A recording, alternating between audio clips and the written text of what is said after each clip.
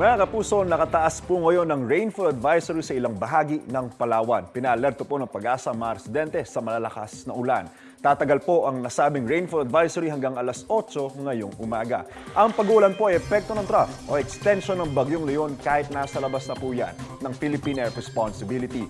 Humina na ang nasabing bagyo bilang isang severe tropical storm na huling namataan po ng Pag-asa sa layong 550 kilometers north-northwest po ng Itbayat, Batanes. Sa mga oras ito mga kapuso, may lakas po yan na 100 kilometers per hour at pagbugso nga abot sa 140 kilometers per hour. At kumikilos po yan panorte sa bilis na 20 kilometers per hour. Paalala mga kapuso, stay safe and stay updated.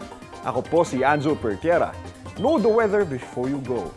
Para mag-safe lagi, mga kapuso.